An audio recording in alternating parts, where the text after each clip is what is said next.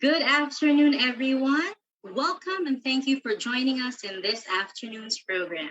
We are very excited to launch the 2021 edition of Breaking Barriers, Understanding Competition Law for Compliance by our beloved Rex author, attorney Maria Leah A. Jose. Let us open the program with a prayer. We would like to enjoin everyone to be in the presence of our dear Almighty Father for our opening prayer, to be followed shortly by singing of our national anthem.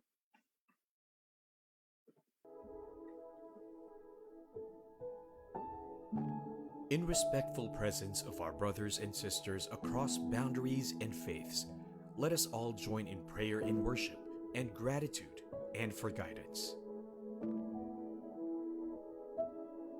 Almighty and eternal God, we thank you for the gift of life and all its joys. We thank you for today, for all its challenges, in all its splendor. We thank you for the gift of one another. O God of infinite mercy and wisdom, only in unity with your will can all our toils have true meaning. Transform us into willing and able stewards of this world and its future.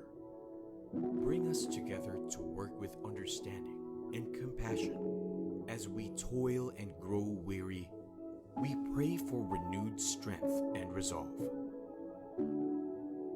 As we experience pain and sorrow, let us be reminded of untold good beyond.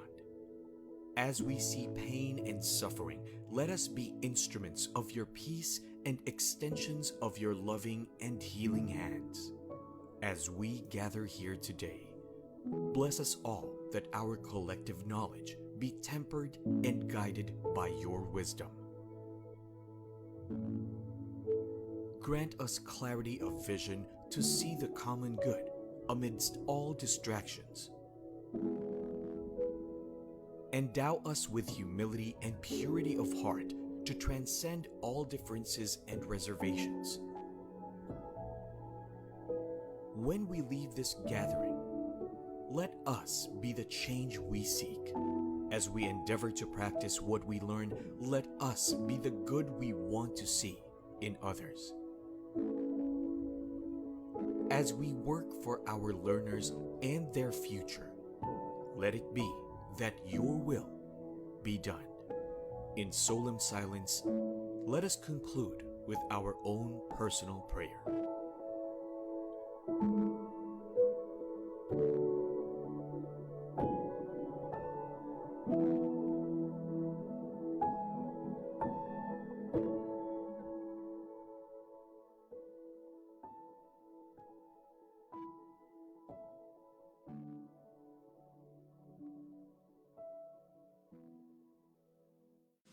Mga kababayan, ang pambansang awit ng Pilipinas. Kayang magiliw, helas ang sinakanan, alam ng puso, sa titik mo'y buhay. Lupang hinirang, tuyag ka ng magiting, sa mandulupin, di ka pasisigaw, sa ganagang tutok sa simoy at sa langit mong pagaw, ay ginatang tulakaw, sa pagkayang minamahal. Ang isang ng matawag mo'y tagumpay na naghihiling, ang ituwing at karoon niya kailan pang ay di maghihiling.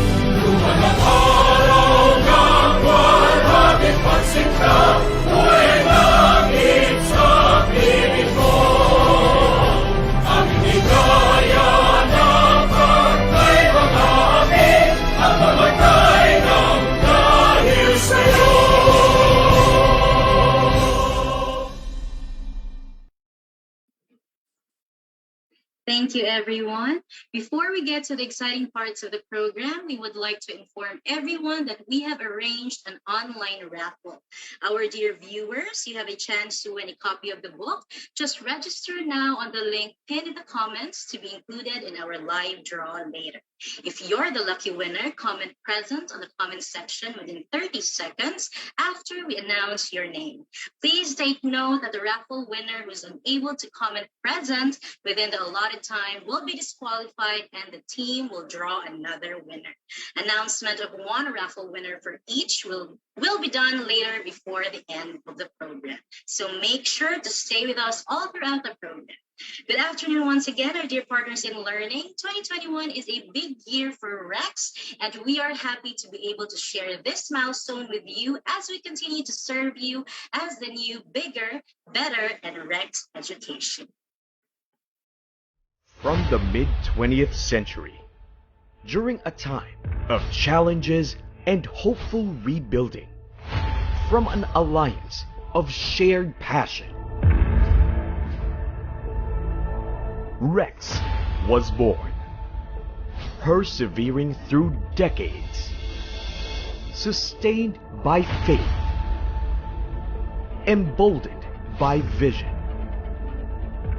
Rex has become a tradition of service to the nation. With its first publications, Rex pledged itself to a more proactive role in education. As evolving education required new tools and services, so did Rex expand. In the dawn of the 21st century, when education is demanded to foster learning in all forms, learning within and beyond the walls of institutions, for sustaining today for the future.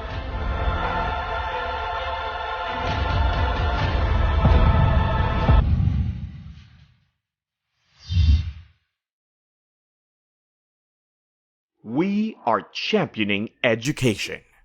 We are now Rex Education.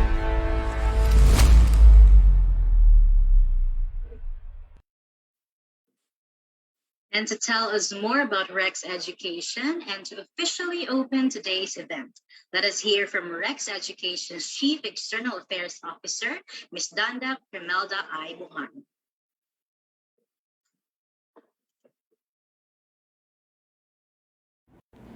Good afternoon, and thank you everyone for making time for today's very exciting discussion and lecture. On behalf of Rex Education, allow me to first introduce to you our brand, our community, and advocacy, a tradition of service dedicated to inspiring every Filipino lifelong learner to advance themselves and uplift others. With 70 years of service and dedication to education, we have evolved from that iconic bookstore that we all know to something bigger and more significant. From just providing learners with published educational materials, we are now accompanying everyone throughout their lifelong learning journey, learning in all forms, beyond the walls of institutions, learning for delight, enlightenment, and fulfillment. And true to our tradition of service, Rex Education is guided by the Edu-Campeon philosophy, which seeks to rally and empower education duty bearers. We believe that all of us are Edu-Campeons, champions for education. We're all working with the best interest of the Filipino whole learner in mind. As Rex Education, our mission is to empower all duty bearers in the field of education to champion education no matter what the circumstances are. It is through and because of this that we are excited to spend the next 2 hours with you as we come together to unveil our most updated offering for the Philippine legal community, titled Breaking Barriers, Understanding Competition Law for Compliance. This book is a welcome resource not just for bar reviewers, but also for current practitioners of the law when it comes to understanding the Philippine Competition Act. After 24 years of stagnation in the Congress, the PCA was finally passed in 2015, and it was seen as a game-changing legislation that will help protect consumers and accelerate investment and job creation in the country.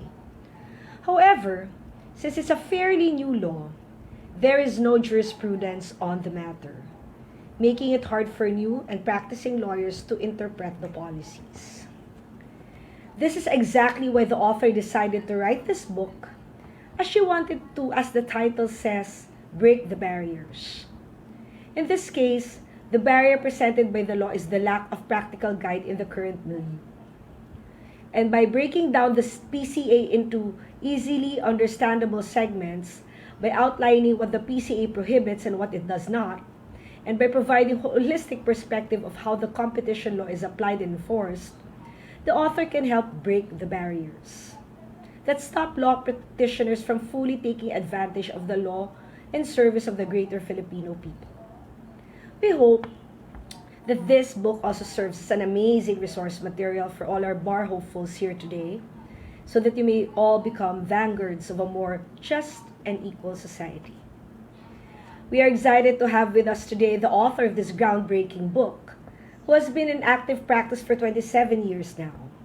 After graduating from the UP College of Law, she worked for 12 years in litigation and 17 years in major in-house legal counsel roles, such as General Counsel of Unilever Philippines, General Counsel for Supply Chain in Southeast Asia, Australia, New Zealand. Now she's currently in private practice specializing in competition law, corporation law, contracts and negotiation, and teaches competition law and corporation law in major universities here in Manila. Friends and colleagues, partners in learning, join me in welcoming our esteemed author and champion of legal education, Attorney Maria Leah Jose. Thank you. Thank you, Miss Danda. Maraming salamat. Una sa lahat, ako'y nagpapasalamat sa Panginoon para sa araw na ito. At ako'y nagagalak na tayong lahat ay ligtas na nagtitipon-tipon sa tulong ng Rex at kanyang kagandahang loob, pati na ng kanyang mga may-ari at empleyado. No? Nagtipon-tipon tayo ngayong hapon para sa book launch ng Breaking Barriers na, kumbaga sa pelikula, ay parang preview. No? So let me share my screen. Yan. Sana po nakikita niyo ang aking screen para sa ating maikling programa. At naway ito po ay maging kapulutan ng karagdagang kaalaman sa competition law. No? Alam niyo ho, nung una kong sinusulat ang competition law book na ito, no, Breaking Barriers, hindi niyo pa naitatanong, Pebrero po noon, taong 2018. Yun din po ang simula na itinuro ko, nagsimula kong ituro ang competition law compliance sa mga mag-aaral ng abogasya. Pero bago ng 2018, 10 taon na ho, may mga 10 taon na ako nagtuturo ng competition law sa iba't ibang departamento, no, ng mga multinational corporation kung saan ako nagtatrabaho, no. And later on, no, sa iba't ibang supply chain at procurement teams sa iba't ibang bansa. Pero ang napagtanto ko po noon, ang isa sa malaking hadlang, isa sa mga pinakamalaking hadlang, no, sa pag-unawa ng competition law, lalo sa mga mag-aaral ng abogasya, ay ang hindi pag-unawa sa competition mismo. So one of the greatest barriers to understanding competition law is the lack of understanding of the competitive process itself, how firms compete in the marketplace, how they deal with each other, how they deal with customers and suppliers, how they grab market share as they compete with each other. So yan po, naisip ko rin na yung palang kaibahan, pag nagtuturo ka ng business teams, no? Itong mga business teams na tinuturuan ko dati, sila ay nasa kainitan ng kompetisyon. Samantalang ang mag-aaral ng abogasya, no? Maaring wala siyang tinatawag na relevant work experience or relevant entrepreneurial experience, no? Upang maunawaan kung anong kompetisyon. So simulan na po natin, no? What is competition? You know, competition is not defined in the PCA, the Philippine Competition Act, or in its implementing rules and regulations. If you have a word file of the PCA and you do a word search, you will get 64 results, but no definition of competition. Competition is the process of rivalry between firms competing for customers' business over time. But this definition is in the PCC merger review guidelines. No? Gayon paman, more than 40 years ago, the Supreme Court, in the case of Gokongwei Jr. versus SEC, already defined competition as implying a struggle for advantage between two or more forces and an independent endeavor of two or more persons to obtain the business patronage of a third, maaring tayo yun, mga consumers, by offering more advantageous terms as an inducement to secure trade. Para din parang ligawan ng dalawang magkaribal. Okay.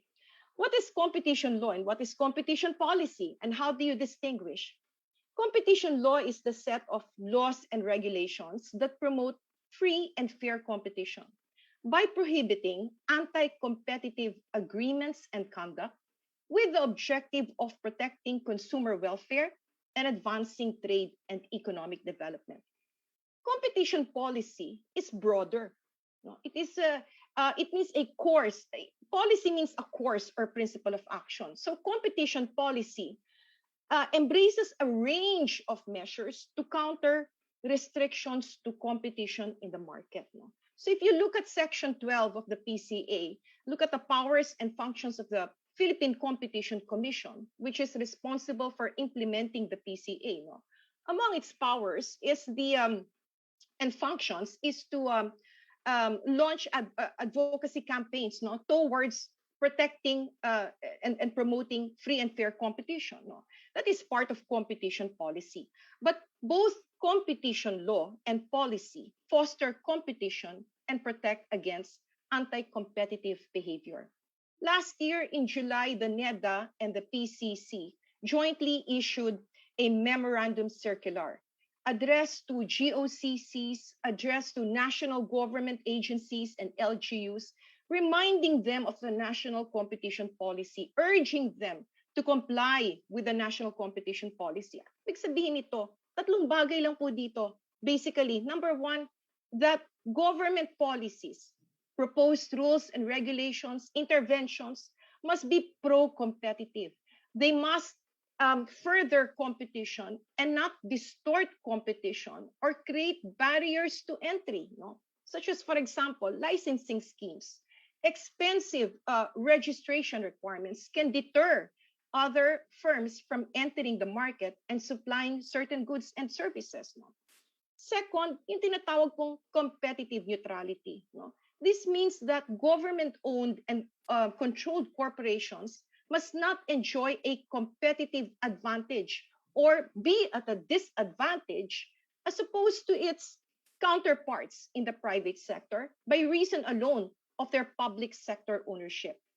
Third, that government agencies, GOCCs, LGUs must recognize and uphold the jurisdiction of the Philippine Competition Commission in enforcing competition laws in the Philippines. Now, let us look at what competition law does not seek to do. It does not seek to regulate individual entities. Rather, it seeks primarily to regulate markets. It does not seek to replace the competitive process with regulation. Precisely, competition law wants to maintain the process of rivalry between firms because it is what will spur innovation. It is not a price control law, unlike the Price Act, which authorizes price freezes and price ceilings during instances of calamities and national emergencies. It does not dictate or control price, quality, output, or investment. But a dominant entity, meaning a large firm with at least 50% market share, enjoying many specific advantages that smaller firms have no access to, such as access to financial resources, or perhaps a powerful brand, or business acumen, or intellectual property rights that allow this large firm to exclusively deal in certain patented inventions or registered trademarks, that kind of entity is prohibited from limiting output or investment to the prejudice of consumers under Section 15I of the PCA.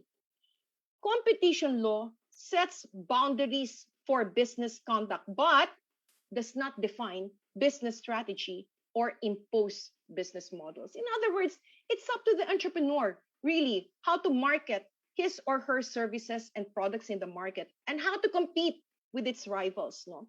Hindi po mangingialam ang Philippine Competition Commission sa marketing or business strategy or sa tinatawag na business judgments, no? Independent business judgments ng governing body, no? The governing bodies of corporations, the board of directors. No? But in cases, for example, where the entity or the firm is involved in an anti-competitive acquisition or an anti-competitive merger, then the Philippine Competition Commission, under the PCA, may come in and may enter the picture and impose certain behavioral remedies to restore competition that is lost, no, as a result, or that may be lost as a result of the proposed merger acquisition. Halimbawa ng behavioral remedies is a commitment to not limit production or a commitment to not raise prices, no? Or the withdrawal from anti-competitive arrangements with competitors, no? So behavioral, conduct-based. No? The PCC, while it does not define business strategy or substitute its judgment for the business judgment of a corporation's board of directors, can also impose structural remedies, no? In cases of anti-competitive mergers and acquisitions. For example, the PCC may impose that the firms involved divest certain business assets or units of their businesses and sell these assets to a competitor who would then be placed in a position to compete post-merger with the concerned firms, and that way restore competition. That would be lost, or that could be lost, no, as a result of an anti-competitive merger or acquisition. More importantly, or just as important, competition law does not penalize aggressive and vigorous competition, for as long as this competition is fair and lawful, such as, for example, using business acumen or using superior products and processes, no? Or commercially exploiting one's intellectual property rights to the advantage of the corporation. So a corporation or a business firm may very well be aggressive and vigorous in competing with rivals, and the law will not prevent it from doing so for as long as it adopts only legitimate means. Okay? Competition law also does not penalize large competitors for being large and profitable. Hindi po bawal maging malaki para ang negosyo sa ilalim ng Philippine Competition Act, no? For as long as this is legitimately achieved. Dominance by itself is not prohibited. There is no prohibition to acquire greater market shares, to maintain market shares, no? Or to acquire dominance for as long as the firm uses only legitimate means to do so, no? But when firms are dominant, they have a special responsibility not to distort competition. So they must act reasonably. They must behave in a way that does not distort competition. So large entities may not abuse their dominance. It's not dominance that is prohibited. It is abusive conduct, exploitative, oppressive, exclusionary conduct by large firms that is prohibited. Now, competition law does not save inefficient competitors from naturally exiting the market. It does not ensure the viability of small competitors or make competition convenient. No? Naalala ko yung isang negosyante, parati niyang sinasabi, kung hindi ka marunong magnegosyo, huwag ka magnegosyo. Wala kang karapatang magnegosyo kung hindi ka marunong magnegosyo. Why? Because if you are inefficient as a firm, no, your firm will be replaced by efficient ones in the natural process of competition. No? Gayunpaman, no, even when the PCA does not guarantee the viability of small firms, when small firms compete with large entities in the same market, no, dominant entities may not create barriers to entry and growth of competitors. Ibig sabihin, no, siguro kung tatagalogin ko, no, na walang legalese, no, sa madaling sabi, dahil sa kalakihan nila, hindi nila pwedeng pahirapan. Hindi nila pwedeng sadyang pahirapan yung mga maliliit na kakompetensya nila. No? For the sake of napahirapan lang para patasikin sila sa merkado. No? Large entities may not deliberately create strategic barriers, no, designed to deter the entry of new players in the market or prevent their growth. No? For example, rebates. Sino bang ayaw ng rebates kung ikaw ay customer, hindi ba? Nakakatipid ka sa rebates, bumababa ang cost of acquisition mo, no? At itong natipid mo ay maaari mong ipasa sa mga customers mo pa, sa mga end users, no? Sa mga consumers, no? By way of lower prices. So magandang rebates. Parating ginagamit yan, yung discount scheme na ganyan. Kaya lang, para sa isang malaking kumpanya, may pondo siya para magbigay ng discount. Ang maliliit na kalaban niya, maaaring walang pondo para sa pangtapat ng kanyang rebates na binibigay niya sa mga customers. So ano mangyayari doon sa mga customers ng ating dominant entity, no? The dominant entity that has a rebate program that is unavoidable and that is too good to be forgone by the customers, no?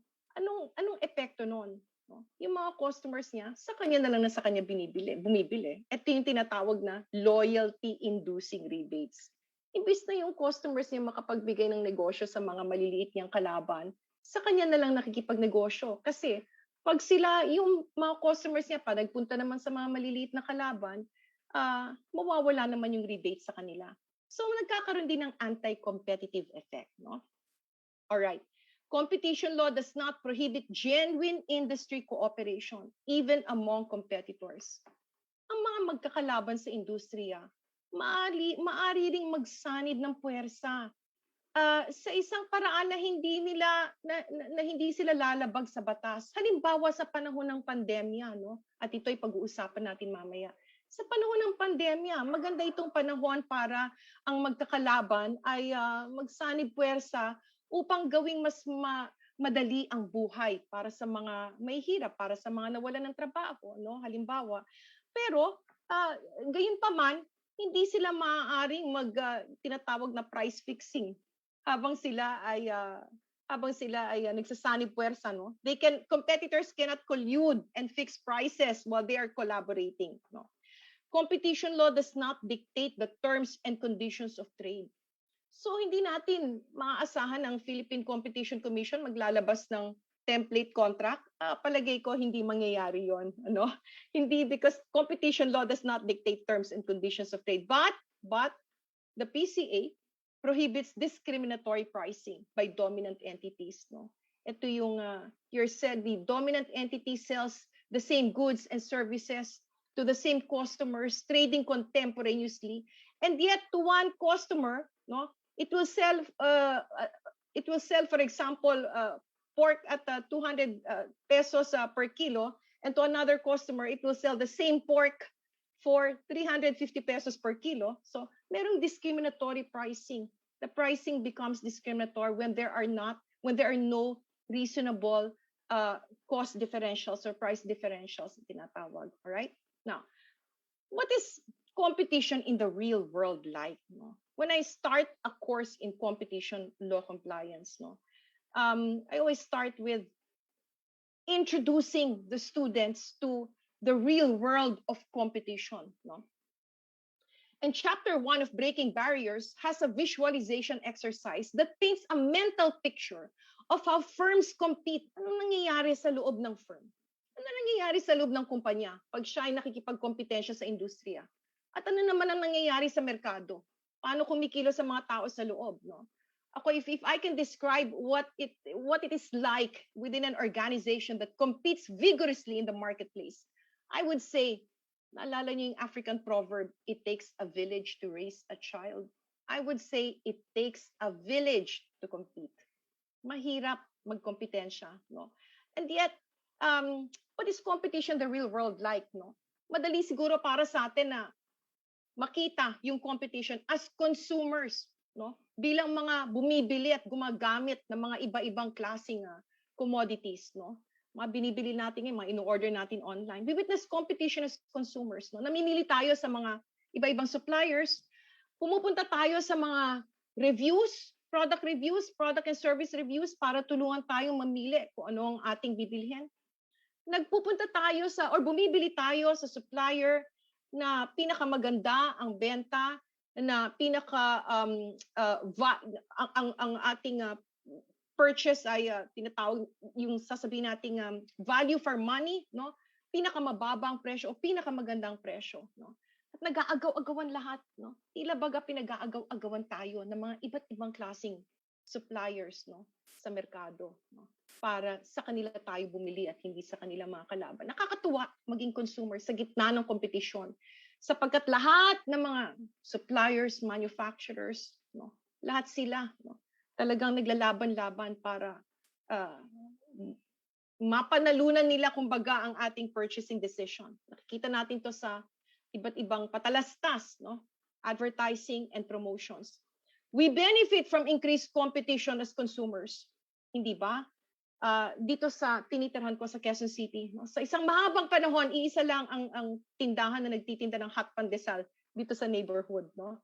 Dito sa immediate vicinity, no? Iisa lang sa mahabang panahon, sarap na hot pandesal. Matapos ng ilang taon, may nagtayo ng isa pang nagtitinda ng hot pandesal. Katabi niya mismo, katabi nung una nagtitinda. Ang sabi ko pa noon, bilang consumer, ang sabi ko pa, ang lakas naman ng loob nitong lumaban. 'Di ba? Dahil established na yung nauna eh. So tinikman ko yung pandesal ng pangalawa, sabi ko, aba masarap. At hindi lang masarap, hindi siya napipipi katulad nung unang nagtitinda o hindi ba gumanda ang produkto dahil sa kompetisyon. Anong ginawa nung naunang nagtitinda ng pandesal? Nag-expand siya sa ensaymada, iba-ibang klaseng pastries, na tinapatan naman ng pangalawang nagtitinda ng pandesal. Anong ginawa na naman nung una? Naglabas ng ice cream. Na tinapatan naman nung isa nung pangalawa nagtitinda. Hindi pa magandang increased competition. Nagkakaroon tayo ng maraming mapagpipilian, no? But we suffer. We suffer from reduced competition as consumers. Can you imagine these two pandesal vendors, no? If they colluded with each other, if they agreed, lahat ng magbebenta, lahat ng bibili dito, dapat ang presyo natin sa pandesal, 5 piso bawat pandesal, kahit maliit, 5 piso, walang bababa sa 5 piso. Wala kang choice. The consumer has no choice. Of course, there are bakeries 1 or 2 kilometers away, but that would be more inconvenient for the consumer. So we suffer from reduced competition as consumers. No? And so the consumer is at the heart of competition. The consumer's purchasing decision is what competition is all about. It is a consumer's purchasing decision that competing firms want to win. No? So what is the desired outcome of the PCA? A competitive market. And it is no surprise because a competitive market, the one with multiple buyers and multiple sellers, drive market prices lower, very good for consumers like you and me, offering consumers more choices. Alam niyo na nasa law school ako, meron akong classmate, nagrereklamo, naalala ko, sabi niya, taga Mindoro po siya eh. Sabi niya, inis na inis siya pag luluwas siya ng Maynila, no? Para sa aming mga klase. Kasi napakatagal daw nung ferry na kanyang sinasakyan. Napakatagal. Parating late, sabi niya, hindi pa seaworthy. Sabi niya, bulok ang service. Naalala ko na sabi niya, kasi nag-iisa. Kasi nag-iisa. Ngayon, as a practitioner of competition law, when I think about that anecdote, iniisip ko, bigyan mo ng 2 kalaban niya kung hindi tumino. Bigyan mo ng 2 kalaban niya na matino kung hindi yan tumino. Kasi ganun ang ginagawa ng competition. Pag maraming choices ang consumers, no, the consumer can always switch to an alternative substitute product that could be a better option for the consumer. And the rest of the firms know that. They know that the consumer can switch. And this probability of the consumer switching to interchangeable, substitutable products has a disciplinary effect. The competitive pressure or competitive constraint that comes from that switching, that probable switching, no, has a disciplining effect on firms. Ibig sabihin, Hindi sila basta-basta magtataas ng presyo. Ang takot lang nila basta magtaas ng presyo. Iwanan sila ng consumers nila. 'Di ba? Lilipat sa iba. Bakit? May pagpipilian eh. 'Di ba?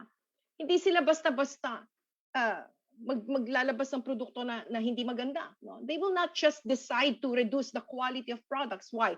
Because once they do so, they know that the consumer will switch to other substitutable products. Kaya maganda tong desired outcome of PCA, competitive market. Padamihin natin. Let's have multiple buyers and multiple sellers. No? Now, how does the PCA ensure a competitive market? By penalizing anti-competitive agreements and conduct. By penalizing anti-competitive agreements between competitors, at yung tinatawag na price fixing, when competitors, instead of competing on the merits by offering the most attractive prices to consumers, no, they agree to fix prices. No? Kumbaga, nakapagod ang laban. Huwag na tayo magkompetensya. Di ba? Mag-relax na lang tayo at magtinda lang tayo ng pandesal na 5 pesos, hindi bababa sa 5 pesos per piece. O di okay na. Hindi tayo kailangan mag-isip na kung ano-anong innovation. Di ba? Captured naman natin yung merkado dito sa Quezon City. No? But can you imagine, no? Price fixing? Ano mangyayari? No? Can you imagine, for example, fuel companies price fixing? Can you imagine telecom companies price fixing? Bawat isang text, 20 pesos. Yan yung mga consumers natin. Wala naman silang ibang pagpipilian eh. You see that? How bad price fixing is, no? Bid rigging. Manipulating bidding outcomes. You know, of course, that procurement agencies procure goods and services. They want to procure the best goods and services under the best possible terms. Now, when bidders fix prices or they agree to take turns bidding, no, rotation bidding na tinatawag, or they agree to withdraw bids already submitted to make a predetermined bidder win, yung tinatawag na bid suppression. Or when bidders agree to submit bids, no? Para na lang kunwari may bidding. So there is a semblance of bidding. But they submit bids that they know will lose to enable a predetermined bidder to win. Yan tinatawag na cover bidding. No? That is, bilang consumer, no, kahit hindi ka mag-isip bilang entrepreneur, basta consumer na lang, alam mo makakasama sa'yo. Because you will not get the best terms. You will not get the best products and services at the best possible price. No? And then there's limiting output or markets. No? Bawal din yan. When competitors agree to limit output, tayong dalawa, balik na naman tayo sa dalawang pandesal sellers natin. Ano? Sasabihin, hindi tayo lalabas sa hindi tayo lalagpas sa 1,000 pandesal sa isang araw. Sabihin ng isa, pero ang demand sa market ngayon sa ating maliit na komunidad ay 2,000 pieces of pandesal in one day. Ay, hindi. Wag, hayaan mo lang para lalo nga magkaroon ng artificial decrease in supply, no? And then mas matataas natin ang presyo. Can you imagine if vendors, no, did that? They agreed to limit outputs or markets, no? Ako na sa Visayas, ikaw na sa Mindanao. Pareho tayo ng produktong we are selling substitutable products, similar products, but let me sell in Luzon and you sell only in Mindanao. I will sell in Western Visayas, you sell in Eastern Visayas, no? Dividing and sharing markets naman yan, no? Dividing and sharing markets. Ito mga tinatawag na cartels. Cartels, no? Price fixing, bid rigging, limiting output, dividing or sharing markets, no? These cartels are prohibited under the PCA. These are called naked cartels. Nakakatuwa yung term, no? Naked cartels. Bakit naked? Because they're stripped of any redeeming virtue. Walang mahihitang maganda, mabuti sa cartels, no? Kaya nga, dito sa price fixing at bid rigging, ang tawag dyan, per se prohibited.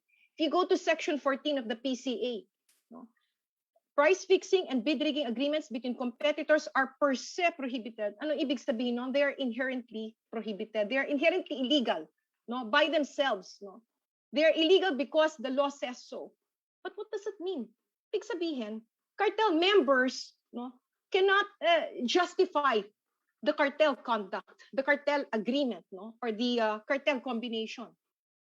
They cannot justify that. They cannot be heard to say that, well, the prices we fixed are reasonable anyway tuwan-tuwa nga ho yung mga consumers namin at napaka-predictable ng aming pricing eh. Hindi pwede, no? There is no justification that can exonerate cartel members, no?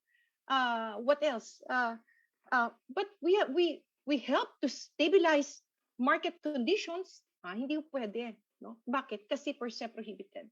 Saan ang gagaling yung classification na per se prohibited, no? Magandang pinanggalingan yan sa US jurisprudence yan. Siyempre, ang Amerika, no?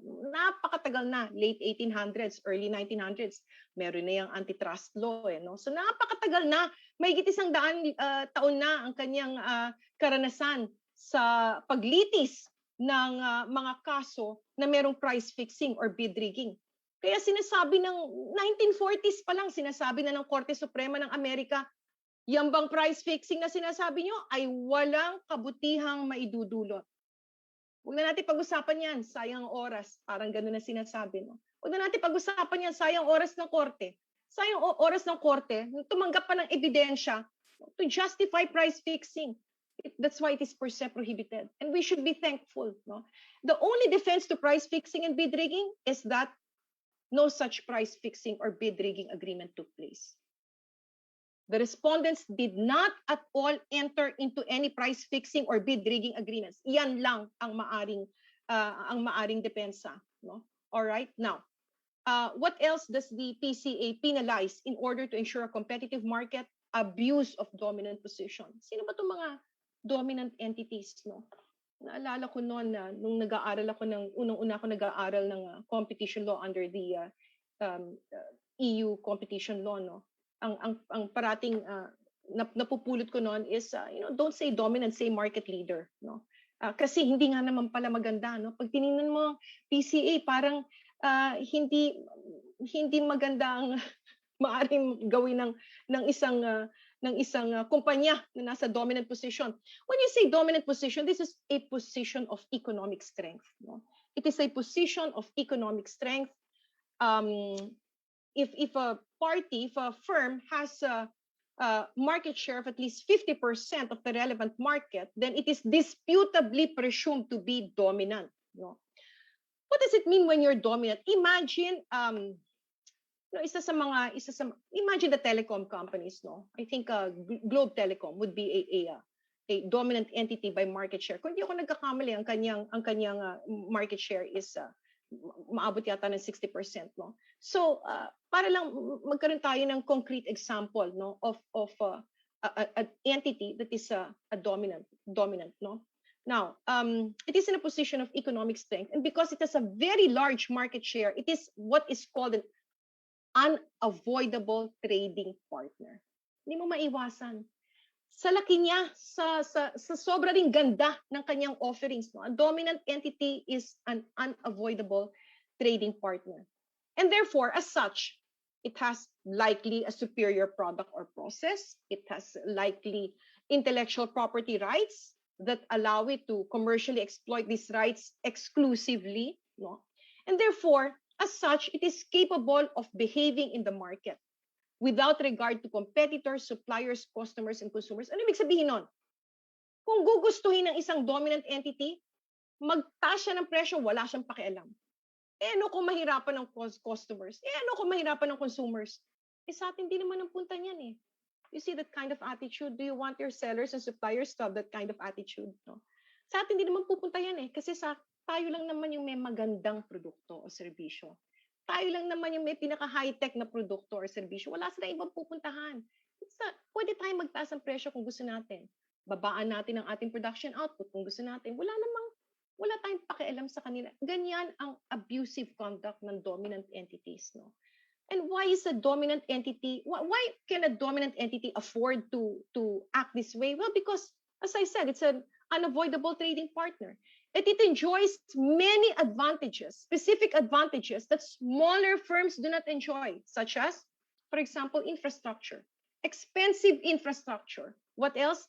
A very powerful brand that would take perhaps millions and millions of pesos for a smaller firm, no, in terms of advertising expense to match so as to convince the consumer to switch to the less known brand. No? So yan ang hindi kasalanan maging dominant. Hindi bawal maging dominant, no? Ang bawal ay yung abusuhin yung dominant position na tinatawag. Ano pa? The PCA penalizes anti-competitive mergers and acquisitions, no? Ito yung mga pagsasanib o pag-iisa ng mga kumpanya o ang kanilang pagbili o pagbili ng mga iba-ibang ari-arian ng iba pang mga kumpanya, no? Pag mga pagsasanib na to, pag-iisa o pagbibili ng mga ari-arian ng ibang kumpanya ay nagdudulot ng tinatawag na substantial lessening of competition, no? At pagkatapos wala namang mabuting na idudulot, no? Ito yung tinatawag na efficiency gains, no? Gains from efficiencies that outweigh the anti-competitive effects. Yan, bawal yung mga ganyan, no? Pinagbabawal lahat yan with the objective of protecting consumer welfare and advancing domestic and international trade and economic development. So again, the consumer is at the heart of competition. Now, the Philippine Competition Act is the first special and comprehensive competition law. It is not the first law, not the first competition law rather, but first special and comprehensive competition law. It took effect in August 2015. Why in 2015? Because the PCA was part of a bigger scheme of things in the ASEAN. Sometime late 2007, late 2000s, no, 2007, 2009, around that time, no, the ASEAN agreed on a 2015 ASEAN Economic Community Blueprint. No? Siyempre, matagal nang paso yung 2015, no? Meron na ngayon 2025 ASEAN Economic Community Blueprint, no? But as of the 2015 Economic Community Blueprint, the ASEAN members had agreed for ASEAN members who did not yet have a national competition policy in place to have one by 2015. So we ticked that box when we enacted the PCA in 2015. Even then, we were actually behind some of our ASEAN neighbors in passing a competition law, no? Ang pinakahuling nagpasa ng competition law ay itong Cambodia. Ito lamang Oktubre, yata, kung di ako nagkakamali, no? All right. Now, but competition law is not new in the Philippines, no? 1930s pa lang, yung po mga katulad kong may edad na abogado, kung naalala niyo po sa revised penal code sa criminal law, di ba? Article 186 on monopolies and combinations in restraint of trade. This was already criminalized, no? It was a criminal act to monopolize any merchandise, no? Or to combine with others to monopolize any part of commerce, no? Also the civil code, no? In the 1950s, which took effect in 1950, no? Article 28 already became a legal basis for granting damages to a firm or to anyone, no, who through unfair competition of another firm, no, suffers damages, no, suffers injury. No? But the essence, sabi sa kaso ng Whistleblower Products versus Jesse Chris, no, but the essence of the matter appears to be a private wrong perpetrated by unconscionable or unreasonable means. The public interest or injury is a minor factor, unlike the PCA, no, which expressly prohibits anti-competitive agreements and conduct to promote consumer welfare. All right. Now, Section 55 of the PCA repealed Article 186 of the revised penal code. No? But of course, without prejudice to the ability of the government to prosecute, no, prior acts of monopolization within the prescriptive period. So ano ibig sabihin nito? Monopolies are not per se prohibited. They're not per se prohibited. And this is consistent with the 1987 Constitution, which says that the state shall regulate or prohibit monopolies when the public interest so requires. So the state actually has two choices. No? When a monopoly arises, the state now has to make a decision. Do we regulate? Do we allow this monopoly to exist? Just regulate it so it is not prone to abuse? Or do we prohibit it altogether? Well, it depends on what the public interest requires under the circumstances. So monopolies are not specified as anti-competitive conduct in the PCA. They're also not per se prohibited. No? And in fact, they may be allowed to exist when the public interest so requires. But combinations in restraint of trade or unfair competition, iyan ang bawal pa rin under the Constitution. Now, Section 53 of the PCA grants all those concerned, grants all those concerned. Well, it granted, tapos na yung 2-year period Granted all those concerned 2 years within which to renegotiate agreements or restructure their businesses to comply with the PCA. Well, natapos yung transitional period na yon noong August 2017. No? Gayunpaman, pagtingin, no? Pagtingin, pagbasa, pagsuri sa ating mga kontrata, no? This task of renegotiating agreements or restructuring businesses to comply with the PCA, this is a continuing process. It's a continuing process of assessing the impact of business practices on competition, assessing the impact on competition of how firms do business, how they engage with each other, with competitors, how they deal with suppliers, with customers. And this is what the government authorities can do. No? Maaari ito isagawa ng gobyerno. When the government agencies propose laws or policies or rather regulations or policies or interventions, they can do a competitive impact assessment to ensure that competition remains effective and not restrained by the regulation that the government agency is proposing. Because effective competition encourages firms to deliver benefits to customers. Again, yung katulad na nasabi ko kanina, may disciplining effect. The disciplining effect that comes from competitive constraint. This competitive constraint represented by the probability that the consumer will switch to a competitive product that is interchangeable and that is substitutable. Competition drives innovation, and there is empirical evidence that establishes the link between competition and productivity. In that competition drives firms to be efficient, to come up with new and better products and services, and this leads to step changes in efficiency in operations. And this results in more choices of products, services, and processes. Last year, the OECD, the Organization for Economic Cooperation and Development, conducted a competitive impact assessment of the logistics sector in the Philippines. And it did this in cooperation with the ASEAN and of course, andun din, ang tulong ng Philippine Competition Commission. The OECD looked at 5 main subsectors in the logistics sector: freight transportation, freight forwarding, warehousing, small package delivery services, and value-added services. The OECD looked into 96 pieces of legislation and found 95 restrictions, which could have an anti-competitive effect. And these restrictions are legal provisions which are unclear or which can be arbitrarily applied, marahil dahil kulang ng guidance o kulang ng guidelines. These restrictions prevent new firms, including small and medium-sized businesses, from accessing markets, or they allow a limited number of firms to earn greater profits than they otherwise would for reasons unrelated to their underlying productivity, or they cause customers to pay more than they otherwise would. The OECD identified 76 regulatory barriers, pero dalawa lang po yung babanggitin ko dito. Unang barrier po, hadlang sa kompetisyon na nakita ng OECD ay yung, alam natin ng karamihan, the limitation on foreign direct investment in the transport and logistics sector. There is a foreign equity restriction in logistics and transport service firms, these firms being regarded as public utilities.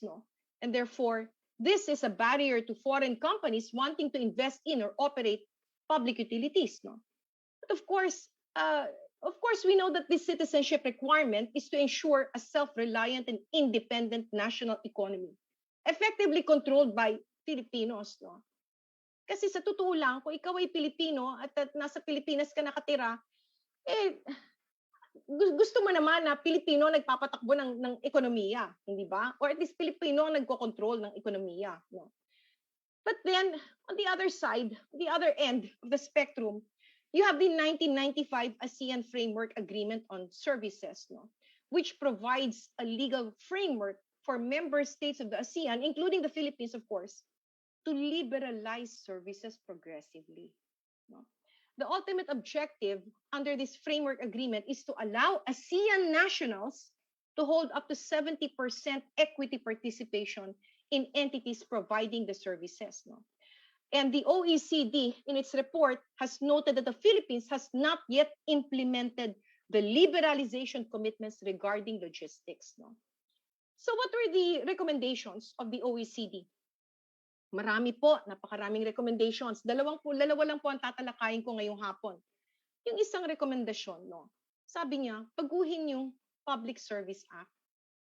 Amend the Public Service Act to exclude logistics and transport from public service. And so we have now, hindi ko alam if this is a response to the OECD recommendation, but we have now Senate Bill number 2094, which seeks to amend the Public Service, a very, very old Public Service Act, no? So that public utility, the term public utility is limited to persons, no, operating, managing, and controlling for public use distribution of electricity, transmission of electricity, and water pipeline distribution systems and sewerage pipeline systems. Ibig sabihin, yung transport and logistics companies, no, hindi na sila sakop ng public utility. Ganon din ang telecoms, hindi na siya magiging sakop ng public utility. No? Now, the OECD also recommended progressive relaxation of foreign equity restrictions. Example, allowing 70% ASEAN foreign ownership in entities providing logistics services, and then extending it to non-ASEAN nationals, no, until you free up these restrictions, no, altogether, so as to allow 100% foreign ownership. Gusto ba natin yon? Ilan sa atin na may gusto nun? Sino-sino sektor ang gusto ng ganon? Sa mga katanungan to, no, nakikita natin itong tinatawag kong interplay of foreign direct investment restrictions, protectionist policy, and competition policy. Magandang pag-isipan. Pag may rekomendasyon, no, to open up the Philippine market to foreign direct investment. No, para sa akin lang po, no, para sa akin, naiisip ko, para kanino? Open up, para kanino? Makakabuti, para kanino? Makakasama, kanino? Magandang itanong, no? All right. Now, do we have regulations that bar entry of competitors? Meron, or at least nagkaroon tayo, no? Dito sa 2020 Supreme Court decision in Philippine Contractors Accreditation Board versus Manila Water Company.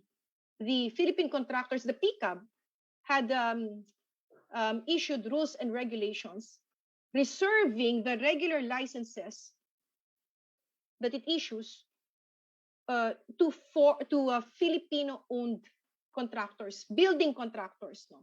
So that when Manila Water was asking for the issuance of licenses to its foreign building contractors, no, sabi ng PCAB, ang regular licenses para sa Filipino companies lang. The foreign entities are issued only special licenses. May kaibahan ba ang regular license at special license? Meron. When you're issued a regular license as a Filipino building contractor, you may continue to engage in building and contracting for as long as that license is valid, no? Whereas a special license, no, authorizes a firm to engage only in the construction of a single specific undertaking or project, no? This is a case where the PCC, the Philippine Competition Commission, participated as amicus curiae, no? And the PCC had rendered its own recommendation, no? And on the basis partly of these recommendations, no, nasabi ng Korte Suprema, sandali, yun namang Republic Act number 4566, which is the contractor's license law, no? Yung RA 4566, no, does not require that the contracting business be nationalized. It does not require that the contracting business be nationalized, no? It does not authorize, therefore, the PCAB to impose nationality qualifications. Hindi naman nationalized ang building contracting industry. Bakit ka anong tawag dito? Why will you impose, no? Why will you impose these nationality restrictions? And the court said that we should open up. It would help also to open up the building and contracting industry to foreign players and let the local industry benefit from the modern technology of these foreign players. No?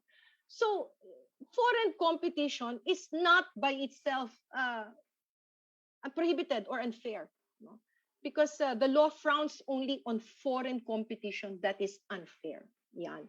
So again, balik tayo sa Section 53, which granted firms a 2-year period, which expired in August 2017, to renegotiate agreements or restructure their businesses to comply with the PCA. And as I said earlier, this is actually a continuing process.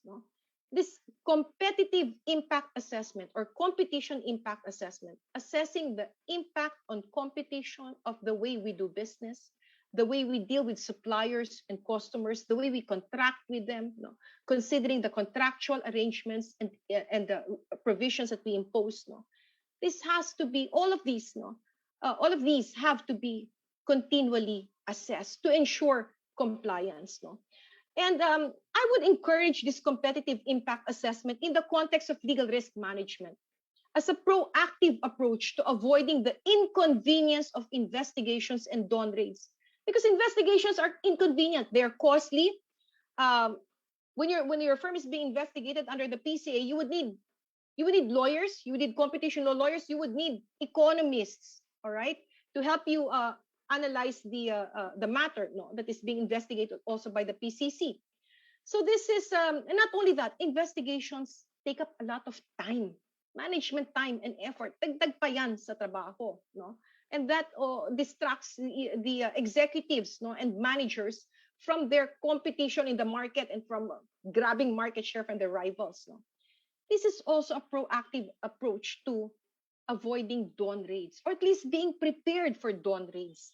Dawn raids are unannounced inspections of business practices conducted by the PCC on the basis of a court order.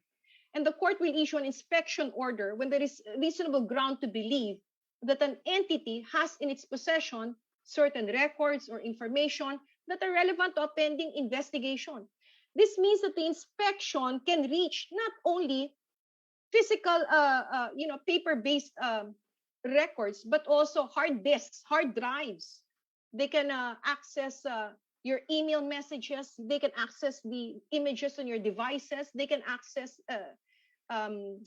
lands and vehicles, where these documents and information may be kept. So it's a way of avoiding this. You'd be surprised, bakit attorney? Nag-iimbestiga ba sila ngayon? Nag-iimbestiga ba talaga ang PCC ngayon? You'd be surprised if you go to the PCC website. You look at the pending.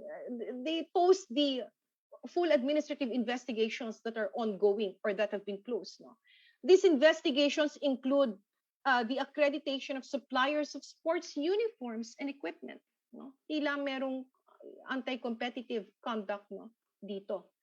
This includes investigation of rice millers and importers, and their probable agreements to limit output. Scuba dive shops in Aklan are being investigated for possible price fixing. Diba? Who would have thought, scuba dive shops imbestigahan? Okay. And then abuse of dominant position in the flat glass manufacturing industry. So this competitive impact assessment can be part of a company's compliance program. And when there are serious concerns involved, concerns that certain business practices violate the PCA, then deep dive assessments may be made with the help of subject matter experts, including, of course, economists. And firms must continue to assess competitive impact of business practices to ensure compliance with the PCA and avoid the inconvenience of investigations, because investigations can be triggered by complaints coming from third parties, including from one's competitors. All right. It is also to avoid liability for PCA violations and to protect free and fair competition, which is always good for business. But why comply? Diba? Why comply? Para yung, bakit pa tatawid sa tamang bahagi ng kalsada? Why comply? Well, because non-compliance is bad for business. And it's bad for individual employees, executives, managers. There can be imprisonment of responsible officers, directors, and managers, 2 to 7 years. dismissal of erring employees. Bakit? Well, violations of the PCA amount to serious misconduct, which is a ground for dismissal, di ba? Under the labor code, no? Violations of the PCA lead to criminal and administrative fines, and these fines are tripled when basic necessities and prime commodities are involved. Violations of the PCA also lead to civil action for damages by injured private parties. Financial losses from voided transactions. For example, notifiable mergers and acquisitions. When these are consummated without prior notification to the PCC and prior review and clearance by the PCC, then they're considered void. They can be considered void. No? And therefore, there can be financial losses arising from voided transactions. No? Pwede bang ulitin? Pag na-void ang transaction, pwede bang ulitin? May the parties re-execute? Hindi naman bawal, but that entails additional cost and time also. No? Reputational loss. Of course, when we have a reputation for complying with laws, our consumers and our customers, they continue to trust us. They continue to trust our brands. No? And even when a firm is not minded to comply, naku, hindi naman kami mahuhuli. Mga invincible, no? Hindi naman kami mahuhuli. Meron mga tinatawag na naive cartels, no? Ito yung mga cartels among participants who do not realize that what they're doing is price fixing already. Naive, no? Or either that, or akala nila hindi sila mahuhuli. Okay? Now, there's a whistleblower provision, Section 35 of the PCA. But this whistleblower provision applies to grant immunity from suit and reduction in fine in exchange for voluntary information. This is for cartels. Now, the PCC has its FAQs on its leniency program. Itong granting of immunity from suit and reduction in fine, this is a form of leniency on the part of the PCC as authorized by the PCA. In the PCC website, you will find the rules of the leniency program of the PCC, and you will find the FAQs. No? Now, according to these FAQs, the PCC will grant only one immunity from suit and one reduction in fine. So magkahiwalay na tao yan. No?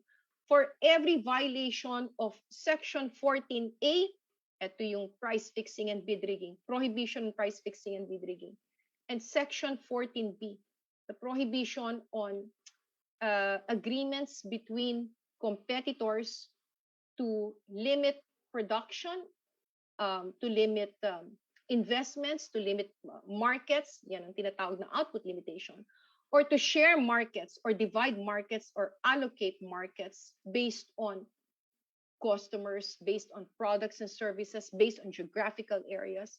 Ito yung tinatawag na market sharing. When market sharing and output limitation are cartels also, and they are prohibited. No? When entered into by competitors, they are prohibited, and they are described as substantially lessening competition. All right. So it's a race to the prosecutor's door. Mauna, kung sinong mauna, kung sinong maunang magsumbong. Why is it a race? Why is the grant of leniency a matter of who qualifies first? No? Because cartels are secret. Paano mo mabubuwag ang isang illegal na organisasyon na hindi mo alam kung nasaan? Hindi mo alam kung saan nagaganap. Hindi mo alam kung sino mga miyembro. No? And the only way really, at least the simplest way really, is for someone to blow the whistle and say, I'm a participant, and guess what? So is A, B, C, D, and E. No? But there are qualifications required by Section 35 no, to qualify a whistleblower for leniency. No? Dalawa dito. Mahirap ito itong dalawang condition na to. Upon the entity's discovery of illegal activity, it took prompt and effective action to terminate its participation. Totoo ba yun? Or kumita muna siya sa cartel? Number 2, the entity reports the wrongdoing with candor and completeness and provides full, continuing, and complete cooperation throughout the investigation. Mahirap ito. In practical terms, mahirap ito. Bakit? Kung madami kang trabahong ginagawa sa opisina, tapos mayat-maya, nagpupunta ka meron kang meeting no, para sa ganito, o tumetestigo ka sa korte, no, or sa kung saan mo kailangan tumestigo, no? laban sa mga cartel members, no? Malaking abala ito, no? Pero ito ang commitment na hinihingi ng batas para kapalit naman ng immunity from suit and reduction in fine. What does a cartel look like? Do we know? Chapter 6 of Breaking Barriers this has tells us of cartel stories, no? Ako'y nung sinusulat ko to, no, sa aking pananaliksik, ako'y tuwang-tuwa, parang hindi maganda yung salitang tuwang-tuwa, no? Or siguro I'm amused. I was amused by the cartel stories, no? Simulan natin sa 1961 heavy electrical equipment cartel cases among General Electric, Westinghouse, and 20 other corporations, no? 1950s General Electric Company, kung tayo'y buhay na noong 1950s, no? Sa 1950s GE Company, no, sa pamumuno ng kanilang CEO si Ralph Cordiner, namamayagpag ang mga marketing executives. They were being promoted to divisional headship roles, no, and therefore they were responsible for many of the decisions being made, no. And the GE at the time had issued blue books, tawag blue books, no. Naalala ko tuloy yung sa UP, hindi ba yung exam booklet, blue book din ang tawag doon, no. These GE Blue Books are the rules, procedures, and management procedures within the company. Merong isang blue book, no, na nandun ang GE Company Policy Rule number 20.5. Avoid discussions and agreements with competitors on prices, terms, or market shares. By the way, ang mga codes of conduct ng mga kumpanya ngayon, dapat may ganito na. Dapat meron ng clear prohibitions on anti-competitive conduct. So sabi sa GE Company Policy Rule 20.5, yan, huwag makipag-usap sa mga kalaban ukol sa presyo, ukol sa ating market share, no? All right? Now, paano natimbog ang cartel na ito, no? Noong 1958, no? The Tennessee Valley Authority was planning for a steam plant and received identical or nearly identical bids for electrical equipment.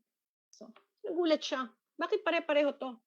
So sabi niya sa US DOJ, paki-imbestiga nga. Ayun na, nagsimula ng investigasyon. At doon na nakita ng US Department of Justice, no? The DOJ found extensive collusion between GE, Westinghouse, and several other corporations and their executives. And so they were indicted for conspiracy to fix prices. They held price meetings, visualize natin, price meetings between and among competitors to allocate switchgear sales. O si competitor A, ikaw ang magbebenta ng ganitong switchgear sa ganitong agency. Si competitor B, ikaw naman ang magbebenta ng ganitong switchgear sa ganitong agency. No? Ang agreement nga nila, no, sa switchgear sales, 35% of switchgear sales pupunta sa GE, 35% sa Westinghouse. Nakikita niyo na yung price fixing at paghahati ng merkado. No? What else? They were indicted for conspiracy to rig bids. Dito, nakakalimutan ko yung Tagalog word. No? I'm in awe of this bid rigging in this case. No? The cartel members were able to develop a formula, okay, by which they can rotate, they can take turns submitting winning bids every 2 weeks. Kaya ang tawag, Faces of the Moon formula. Faces of the Moon formula. The DOJ also found that they were suppressing competition among electric equipment manufacturers. No? Of course, this it resulted in the prosecution of those involved, no, and in the conviction of certain of the defendants. No? Punta naman tayo sa 1991 to 1995 citric acid cartel. No? Ito ay cartel, no, sa gitna ng limang supplier, manufacturer ng citric acid. Ang citric acid ay ginagawang preservative sa mga pagkain, no, at sa mga inumin. No? Now, what did they do? The cartel members fixed their market shares for citric acid. They allocated sales quotas on a worldwide basis. They agreed on price targets and price lists for the product, which, in the absence of a cartel, under the law, when there is competition on the merits, this should not be happening. Competitors should not be coordinating their behavior in the market. They should be making independent business judgments independently of each other. No? Pero dito nga cartel, so nagkukunsyaba sila. They agreed to eliminate discounts for customers. That's price fixing also. When we say price fixing, we don't just mean agreeing on identical prices to the last peso and centavo, no? Agreeing on price schedules is price fixing. Agreeing on a maximum cap on a minimum floor price is price fixing.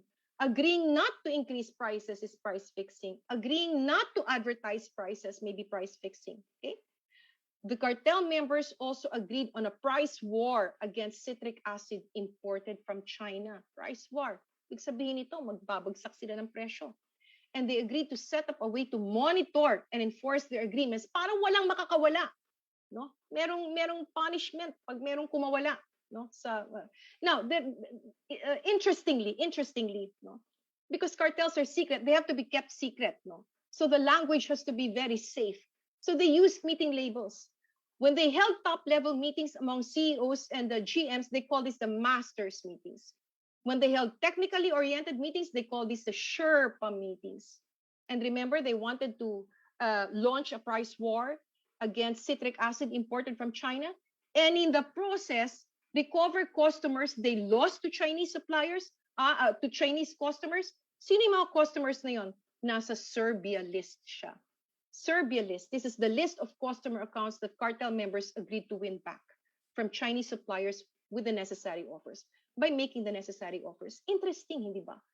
All right. Now, let us now look at examples of business practices with impact on competition. No, I always believe that when you study competition law, no, always look at how it unfolds, how business practices unfold in the market, and then assess that based on what the law says. No, kasi very technical din ang language ng Philippine Competition Act. Kung babasahin mo lang, mahirap intindihin. You probably memorize, no? Pero mahirap intindihin.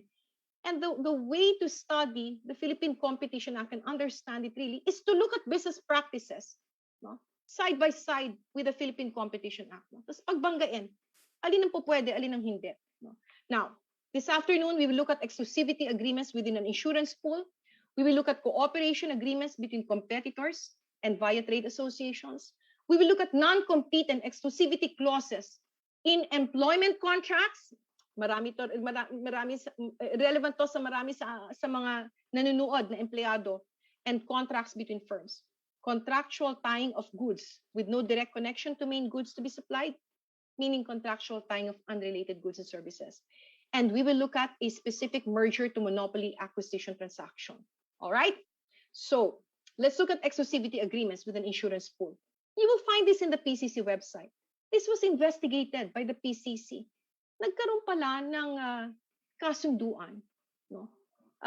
Sa pagitan ng National Home Mortgage Finance Corporation at ng isang grupo ng insurance companies, mga 7-8 yata sila, no? Tawag nila sa grupong ito the Pag-ibig MRI Pool. It was composed of competing insurance companies, no? And it was agreed that the business of providing MRI coverage to NHMFC and its covered borrowers was reserved to the Pag-ibig MRI Pool.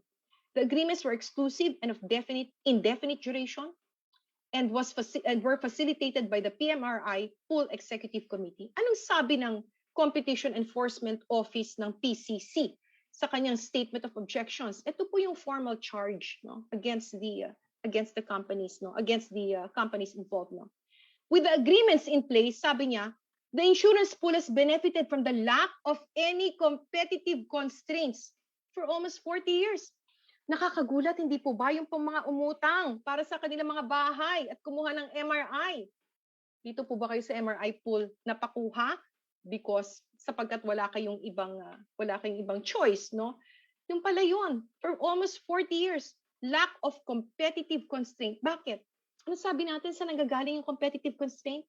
When there is a probability of switching. Iwanan ka. Pag hindi magandang produkto mo, hindi magandang presyo mo, iwanan ka. Pupunta sa iba. Ganun lang kasimple. Competitive constraint. No? Wala namang competitive constraint pala dito, sabi ng CEO, no? Ng Competition Enforcement Office. Bakit? Hindi makakakuha ng MRI policy sa iba eh. Dito lang dapat gawa nga nun sa kasunduan sa pagitan ng MRI insurance pool at ng National Home Mortgage Finance Corporation. What were the results? Ito na. Anong impact? What is the impact on competition? Those MRI suppliers who otherwise could provide MRI policies on better terms and conditions, and perhaps with better premiums, no, and better scope of coverage, no, wala na. Wala nang negosyo para sa kanila, no. That's the impact on competition. What is the impact to the consumer? Poor service, unfavorable premium rates, lack of options. These agreements still exist despite the lapse of the 2-year transitory period under Section 53. Yung kanina sinasabi natin na transitional clause, no? And therefore, there's substantial evidence to hold the respondents liable for violation of 14C. Ito pong Section 14C of the PCA. This is the section of the PCA that also prohibits agreements between agreements other than the cartel agreements, no? That have the object or effect of substantially lessening competition in the market. Katulad ng output limitation and market allocation between competitors, these agreements have the object or effect of substantially lessening competition. Ito po yon, Section 14C. No? Now, if you look at Section 14C, bukod dun sa mga price fixing, bid rigging, output limitation, market allocation cartels, no, meron ding pagbabawal, no, sa mga kasunduan na kahit hindi cartel, no, ay merong epekto or merong pakay, no, na sirain ang kompetensya sa merkado, no. Pagka gano'n, itong mga kasunduan na to ay bawal, no? They are prohibited, no? They will be void. Provided, sabi ng Section 14C, those which contribute to improving the production or distribution of goods and services, or to promoting technical or economic progress while allowing consumers a fair share of the resulting benefits may not necessarily be deemed a violation of the Act. Meron palang justification. Pwede mo palang i-justify, no? Ang mga kasunduan sa ilalim ng Section 14, ito yung tinatawag na rule of reason. You are weighing the pro-competitive benefits of an agreement and the anti-competitive effects of an agreement and saying and looking at which one will be greater in weight. Mas marami bang ikakabuti? Maaring pahintulutan. Or mas marami ikakasama? Ay dapat ipagbawal. No? Rule of reason. No? And therefore, clearly, competitors are not prohibited from cooperating with each other, especially in the time of the pandemic. No? They may enter into joint production agreements, joint R&D agreements. They may agree to jointly procure common ingredients, for example, from a common supplier and benefit from volume discounts under that Section 14C, which is a window of opportunity, if I may call it that. I call it a window of opportunity for competitor collaboration. And so applying the rule of reason, if two pharmaceutical companies at this time will pull together their resources, their technical know-how, their funds, their skilled talents, no, and jointly develop a vaccine that, unlike today's vaccines, will have no adverse effect whatsoever 10 years down the road, no, then if we apply the rule of reason, we say that on the one hand, the pro-competitive effect of that collaboration is what? What are the pro-competitive effects? Cost savings, lower prices, you have a new and better vaccine. On the other hand, the anti-competitive effect is that there is lessened competition. Because in our example, instead of recovery resources and good life racing to the market, no, with a fantastic vaccine, right? They have to cooperate with each other. No? They have to collaborate. It will take them a shorter time, perhaps, to bring that vaccine to the market. No? But at the end of the day, you have only one new, better vaccine instead of two new, better vaccines. Diba? And there can be likely collusion in the course of their cooperation. And note also that recovery and good life, in our example, have a combined market share of 65%. Ang laki ng kanilang market share. No?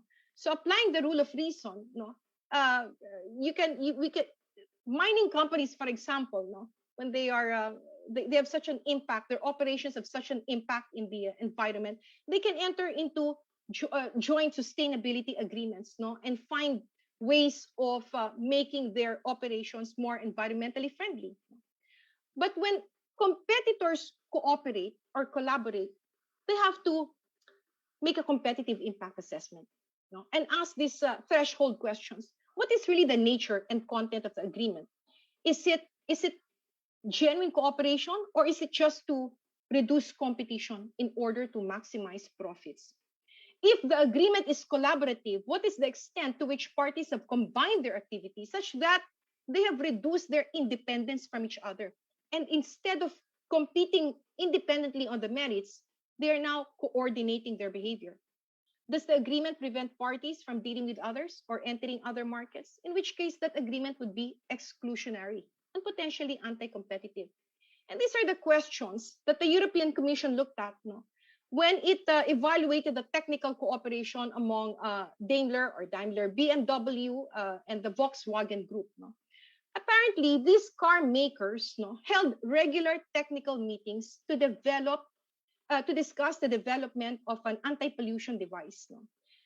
Their passenger cars, were already utilizing urea called AdBlue, which was injected into the exhaust gas stream of their passenger cars.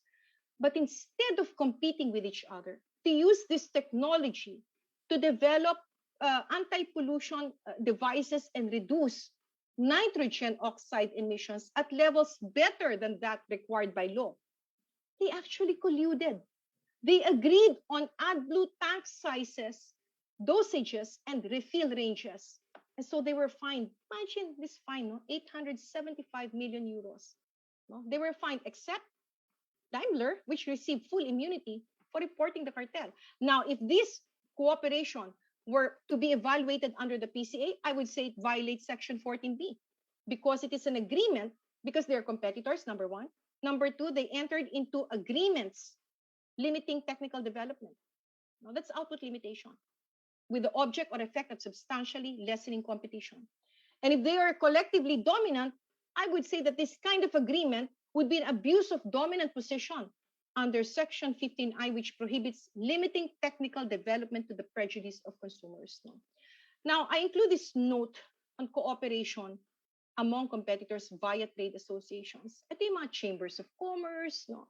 The industry associations, where by the nature of a trade association, the members are competitors of each other. And therefore, the trade association events and meetings, whether face-to-face, whether online, will be amongst the respective employees, executives, no? And these executives and employees, they can be what? They're probably dorm mates, college mates, brothers in a fraternity, sisters in a sorority, or even relatives, no? O mga inaanak, no? May nag-aanak, no? And therefore, the small talk amongst them can lead to discussions about the economy, general observations about prices, which can then spiral to specific insights of a corporation about prices, about market trends, about possible responses to changes in market conditions. What happens?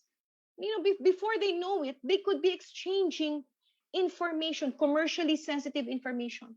They could be exchanging future pricing information, future marketing strategy information, whether or not deliberately, no, possibly inadvertently, accidentally, especially where the representatives of the competing trade association members who attend the trade association events or meetings are not trained in competition law. They cannot recognize between the go and no-go areas of discussions in competition law. No? And therefore, failing to object to price and cost discussions, no, can mean an agreement to these cost price discussions. No? Imagine a trade association meeting where members accidentally, inadvertently discuss prices. No? They discuss future prices, and there is no objection. It is as if, as minuted, the minutes being emailed to everyone, it is as if they have agreed on future prices. Price fixing na. No? And those who stayed silent cannot say, we did not agree, because I did not say anything. Silence can mean yes. A nod or a wink can mean an agreement. No? And this is because of the definition of agreement and conduct under the PCA. An agreement can be an understanding, a collective recommendation or concerted action. The way collective recommendation and concerted action are practiced can constitute conduct. And therefore, if, for example, members of a trade association meeting agree to petition the government for lower tariff, for example, for their common importations, no? And for that purpose, they exchange commercially sensitive information such as cost information, import frequency information, supplier information, etc. No? And they start sharing commercially sensitive information. Because of this, from this commercially sensitive information, which is confidential information not typically disclosed to the public, much less to one's competitors. No? From this commercially sensitive information, competitors now derive an insight as to their competitors' next move. There arises what is described as reduced strategic uncertainty. Reduced strategic uncertainty. Ano ibig sabihin nun? For context, when competitors compete on the merits, they are never 100% certain of their competitors' next move. They may observe market trends. They may observe prices in websites and shelves and on shelves in retail outlets, but they are never 100% sure of their competitors' next move. And so they're always on their toes, no? Ready for whatever emerges in the market. But when there is common sharing and use of commercially sensitive information, which, by the way, is not specifically prohibited, no, not expressly prohibited in the PCA, no. This could lead to using of confidential information to align the firm's behavior and coordinate the firm's behavior to the behavior or anticipated behavior of the competing firm. And before they know it, they already have an understanding or arrangement on prices. Nasa price fixing na sila. The discussions have spiraled to price fixing already. No? So now let's look at the non-compete or exclusivity clauses. What is the object of exclusivity clauses in contracts? Well, to begin with, exclusivity is not per se prohibited by the PCA. In fact, exclusivity in distributorship agreements, franchising agreements, and merchandising agreements it's not deemed violative of the PCA, and therefore is allowed, no, for as long as there are no anti-competitive clauses there. But as far as the exclusivity obligation is concerned, that exclusivity by itself is not prohibited. Why? Because we know that by the nature of distributorship agreements, franchising agreements, and merchandising agreements involving intellectual property rights, exclusivity is essential and avoids conflict of interest on the part of the restricted party. So if exclusivity is agreed upon between non-competitors who are non-dominant anyway, there is no competition concern. Walang concern dyan. No? But if the exclusivity is agreed upon between competitors, although they may not be dominant, this exclusivity could amount to limiting of output or markets or dividing of markets, which have the object or effect of substantially lessening competition. Magiging cartel yan, output limitation, cartel on output limitation or market allocation. And if the person or the entity imposing the exclusivity is a dominant party, and it imposes exclusivity on a customer or a supplier that is smaller, that has no countervailing bargaining power, that could be an abuse of dominant position under Section 15E of the PCA. Now let's look at employment contracts, no, and the non-compete clauses under employment contracts. Employment contracts are subject to the PCA. No? We know that they're subject to the PCA. When you think about it, persons who are qualified for the same job positions are competitors of each other. And arrangements or contracts between employers and employees will not be subject to the PCA only when they are designed solely to facilitate collective bargaining. No? Employment contracts naman, hindi naman designed solely to facilitate collective bargaining. So this PCA is subject to it. No? So let's look at some non-compete clauses, no, in exclusivity contracts. In the case of Century Properties versus Babiano, Mr. Babiano was a sales director, and he was prohibited from joining a competitor, no, for a period of 1 year from the date of resignation or termination from the company. But he did. And so he was held in violation of this clause, which is clear and unambiguous, said the Supreme Court. The court also said that the sales director position is a highly sensitive and confidential managerial position. And so if you allow the sales director to freely move to direct competitors, then that would be prejudicial to Century Properties, who had been the one to train Mr. Babiano in the first place as sales director, hindi ba? This clause is reasonable, said the court. Now, if we were to assess this under the PCA, this clause would be valid. There is no object or effect of substantially lessening competition, in the relevant market. Now let's look at the exclusivity contracts between firms. As we said earlier, exclusivity protects a firm's trade secrets and business information and avoids conflict of interest. But if exclusivity were allowed between competitors, were to be had between competitors, this would be prohibited as anti-competitive due to the object or effect of substantial lessening of competition in the market.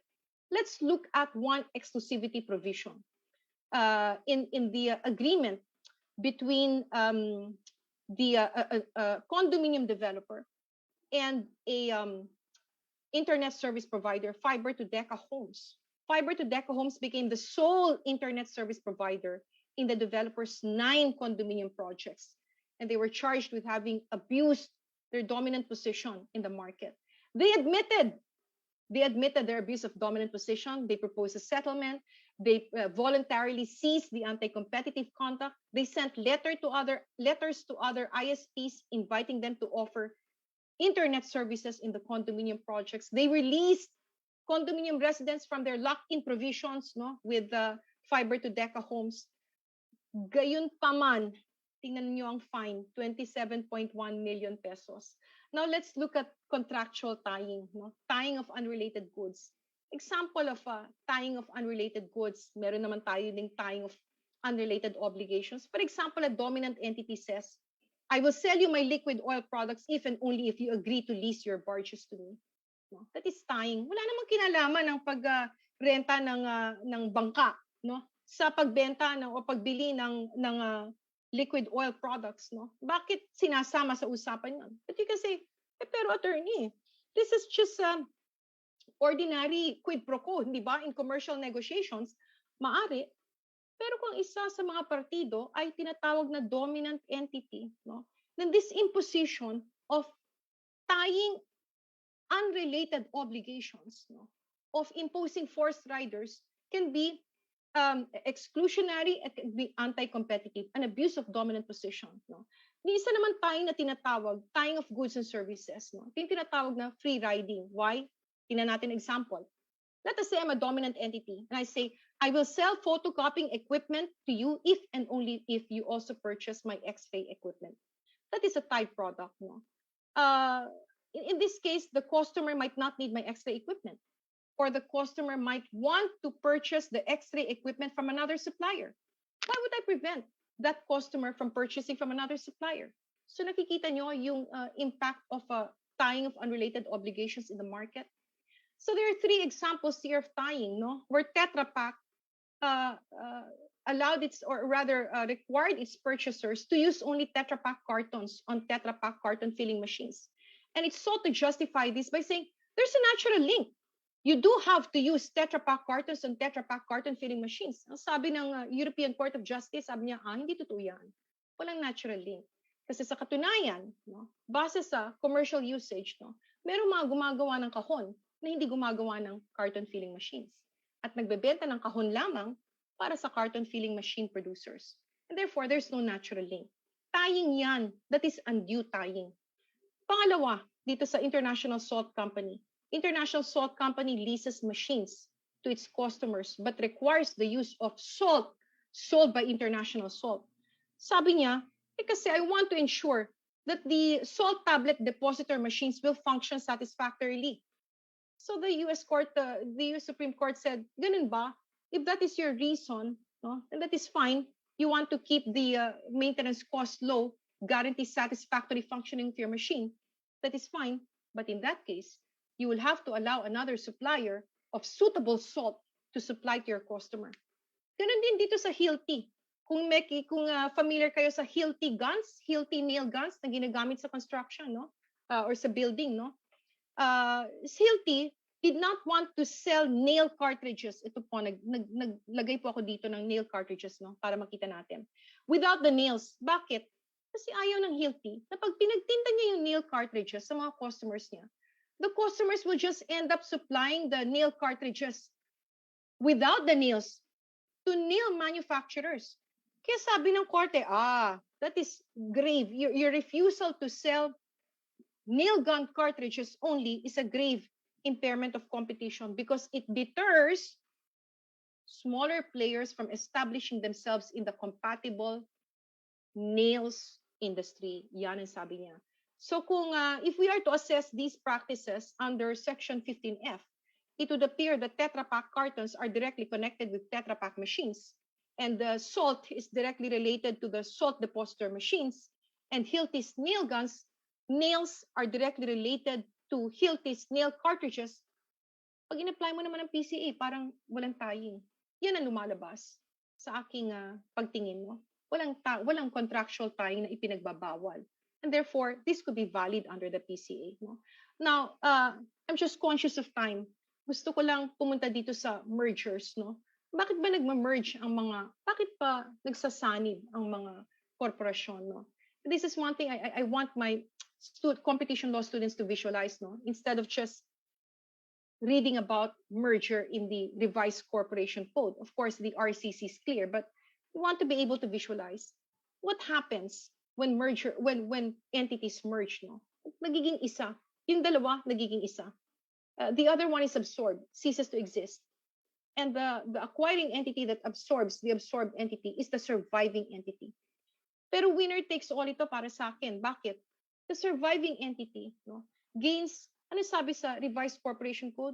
The surviving entity shall possess all the rights, privileges, immunities, and franchises of each constituent corporation, all real properties, and all obligations and liabilities. Ibig sabihin, post-merger, your merged entity, the surviving entity, is a better resource, better equipped, better funded entity, stronger in the market. Ultimong market share ng absorbed entity, nakukuha niya eh. No? What else? The technical know-how, the research and development capabilities of the absorbed entity, the extended or new product lines. It absorbs the geographic market and therefore it's a larger geographic market. It absorbs or quote-unquote inherits the customer and consumer base of the acquired entity, and therefore the surviving entity is mas magaling na siya, mas malakas na siya sa competition. So pre-merger, magkahiwalay sila, pati ng ari-arian nila, pati legal personalities magkahiwalay. Post-merger, B as the surviving entity, no, absorbs not just A, but absorbs also its licenses, receivables, assets, etc. And also obligations, no. Pati employees ina-absorb niya. Imagine pati talents ina-absorb niya, no. And what happens? Well, what happens depends on the market conditions, no? Suppose that A is the only competitor of B. The only competitor, and yet you have absorbed it. Suppose that instead of absorbing A in a merger, B simply acquires the assets of A. Ano mangyayari? If B merely acquires the assets of A and does so in order to control A, no? And control refers to the ability to substantially influence or direct the actions or decisions of an entity. Then this is what could happen. No? Pre-acquisition, you have here A owning its plant and machinery, the assets which B wants to acquire. Post-acquisition, naki-B na yung kanyang assets, no? Plant and machinery. Of course, there are considerations, no? Other considerations like what to do with the employees who are working on these machines, no? What do you do with the third-party claims who may have liens on the plant and machinery acquired by B? But that is another matter. No? What happens if A is the only competitor of B, and yet B acquired all the assets of A? And this was what happened in one case decided by the PCC, where the acquiring entity wanted to acquire the assets of a sugar central for sugar milling and refinery, and the land where the milling facilities are located. No? The parties here, the buyer and the seller, have overlapping lines of businesses. They are both active in the sugar manufacturing industry. They are both involved in sugarcane milling. which is a unique service, sabi ng PCC, used only for sugar production. So this service is not substitutable. And both parties were active in the Batangas, Laguna, Cavite, Quezon market, no, in the relevant geographic market. Hindi to pinayagan ng PCC. Bakit? Sabi ng PCC, this transaction is a merger to monopoly because it combines the only two rivals in the market. No, this will lead to merger to monopoly, a merger that combines the only two rivals in the market. But this is an acquisition of assets that has that effect. No? And the effect, if the acquiring entity acquires all the assets of the Sugar Central, is that it will eliminate the only competitor of the acquiring entity in the relevant market of sugarcane milling service in Batangas, Laguna, Cavite, and Quezon. Now, it can be asked, pero yung bang mga sugarcane planters, hindi pa sila pwedeng pumunta sa Pampanga, Tarlac, and Camsur for alternative, substitutable milling services? Napatunayan sa kaso na masyadong malayo itong Pampanga, Tarlac, and Camsur. No? The planters will have to incur considerable travel time and transport costs if they elect to have their sugarcane milled in Pampanga, Tarlac, and Camsur. And therefore, there's no choice but for the sugarcane planters to avail of the services of the acquiring entity if this acquisition were to be allowed. No? And then there could be, this transaction will create market power for the acquiring entity. Market power is the ability to profitably raise prices above competitive levels. No? Eh pag nag-iisa ka lang, no, na nagbibigay ng serbisyo ng milling, sugar milling services, wala nang ibang pupuntahan yung sugarcane planters, no, kung hindi sa'yo. Nasa posisyon ka nga para magtaas ng presyo kung gusto mo, di ba? So post-transaction, the acquiring entity becomes the sole owner of mills in the geographic market. And considering, now the PCC looked at the conditions in the market, considering the high barrier to entry in the market, no, you need 5 billion pesos to be able to enter the market. And it takes 3 to 5 years to put up a sugarcane plant. You need 60 million to 100 million pesos to maintain and operate. And therefore, entry of new players is not likely. And therefore, this acquisition was not allowed. It has no basis for exemption, sabi niya. Walang napatunayan na efficiency gains no? That can cancel out the anti-competitive effects of the acquisition. And so the transaction was prohibited. No? We have 9 minutes left. And in closing, meron pa kasi tayong raffle. No? In closing, on a final note, I would like to say that breaking barriers is the culmination of my 14 years so far of competition law practice. It is a summation of all that I have learned about competition law and which I now wish to share to everyone who would like to read Breaking Barriers. It is also my oblation to the Lord and to the country, the students who want to learn competition law and want to comply, and all those who want to comply with the Philippine Competition Act. So with this, I end my presentation. Marami pong salamat sa pakikinig. Kung may tanong po, I would be happy to answer. Salamat po. Thank you very much for the very rich presentation, Attorney Jose. We are very honored to receive such expert guidance, especially at a time when the study and practice of law have become more challenging. In behalf of Rex Education, allow me to congratulate you on yet another feather in your cap with the release of this book. We look forward to learning more from you through your books and lectures. Congratulations, Attorney, and here's to more years of working together. Words of legal education. Maraming salamat. Maraming salamat po sa lahat. All right. May tanong po ba? We'll proceed with the book testimonials po muna, Attorney. Sige po. All right, and to tell us makes the book an expert guide for our 2020 to 2021 barristers, we will now listen to expert testimonials. We begin with Miss Melanie Lee, a lawyer and entrepreneur, which reads, Leah has put so much thought into the title, structure, and content of the book. This is a very practical guide which caters to someone new to competition law, but also a practicing lawyer. Easy, digestible sections allow the reader to follow along and grasp the concepts. The visualization exercise brings competition law to life, an excellent book that I highly recommend. At this point, we will now be hearing more about how the works of Attorney Jose can help in paving the way of our future lawyers. We will now listen to another expert testimonial. She is Attorney Lourdes Marivic K. Punzalan Espiritu, Chief Legal Counsel of Maynila, which reads, Breaking Barriers is a horn book of the Philippine Competition Act. It is a very useful guide on the do's and don'ts of competition law. The book is an interesting read, even for non-lawyers, not as daunting as the title page implies, and is quite comprehensive as it covers everything that one needs to know about the PCA and what the Philippine Competition Commission can and cannot do, and more.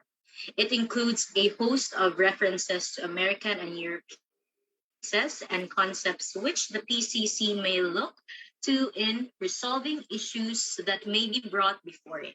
Attorney Jose did an excellent job in explaining the PCA provisions and its nuances, as well as foreign concepts in very simple and clear language, citing examples that are relatable and using approach that makes the book an easy read.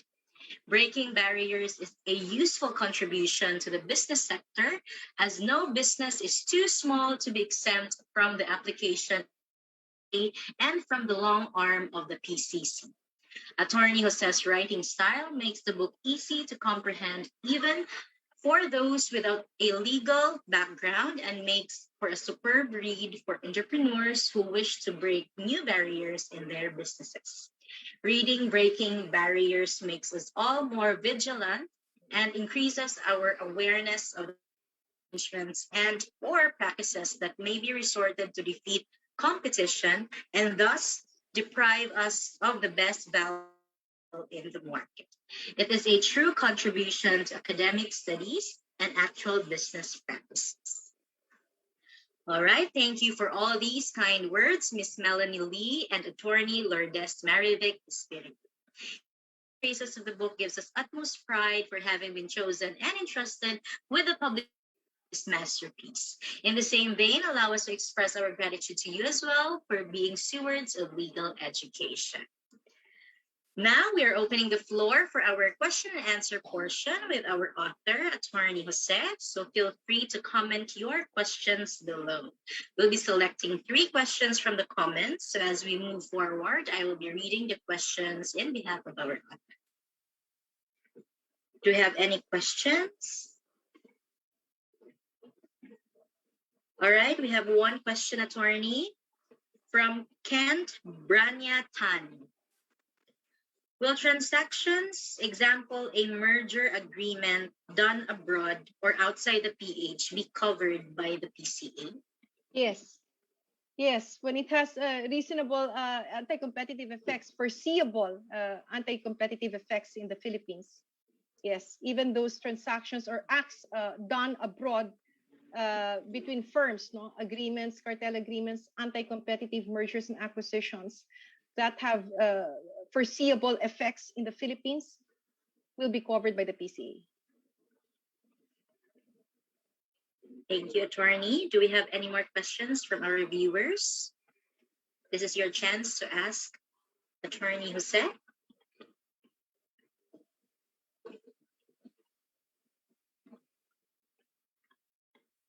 Any more questions?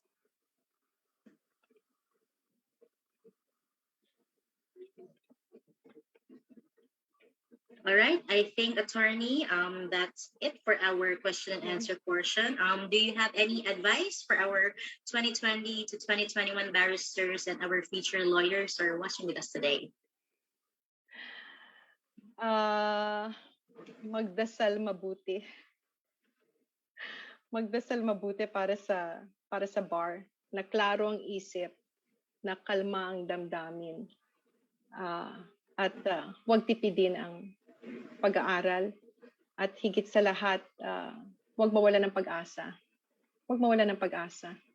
We need to encourage ourselves in these days, no? And remind ourselves, especially those who are just about to take the bar, that we sow today, we reap tomorrow. We sow today, we reap tomorrow. Thank you very much, Attorney Jose. And once again, congratulations. Thank you. Maraming salamat po sa inyong lahat. All right, this time, as promised, we will be now giving away one copy of this new book. Who will be the lucky one to win the book Breaking Barriers, Understanding Competition Law for Compliance by our beloved author, Attorney Maria Leah A. Jose. Again, reminder, we will be announcing the name of the lucky person for this raffle wheel. If your name is called, please comment on present so we know you're here with us. We will then verify if it's you who won. However, if after 30 seconds, we did not see any comment, we will draw a winner from our list of registrants. So, good luck.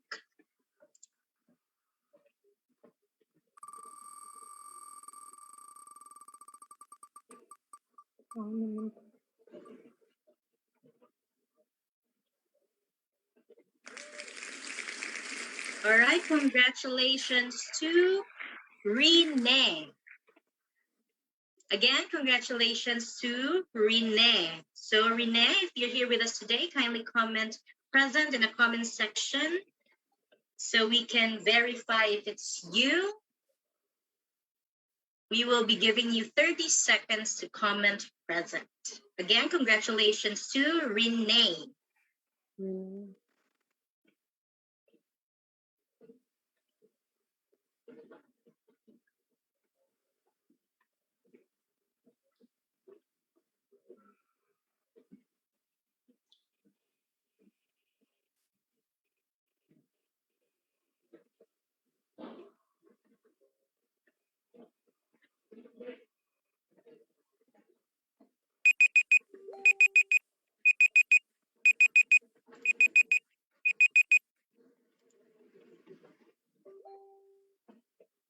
All right, unfortunately, Renee was unable to comment present, so we will be drawing another winner.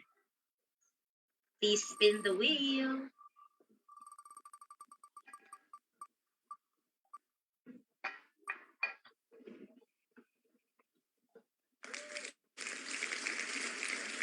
All right, we have another winner. Congratulations to Ruby Joy Iparagir. Once again, congratulations to Ruby Joy Iparagir. So Ruby, if you're here with us today, please comment present. We will be giving you 30 seconds only to comment present. Once again, congratulations to Ruby Joy Iparagir.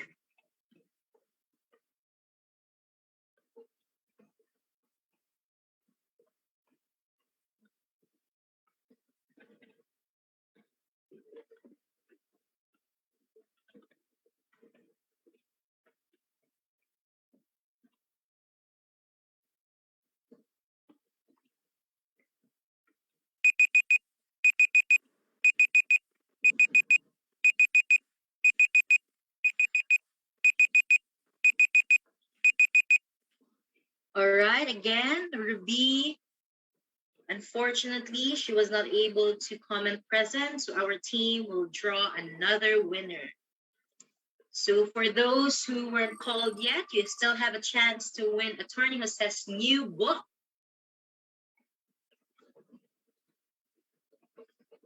All right, we have another winner. Congratulations to Kent Branatan. Again, congratulations to Kent Branatan. Sir Kent, if you're here with us today, comment present in the comment section. We will be giving you 30 seconds. If you comment present, you will win Attorney Jose's new book entitled Breaking Barriers, Understanding Work Compliance.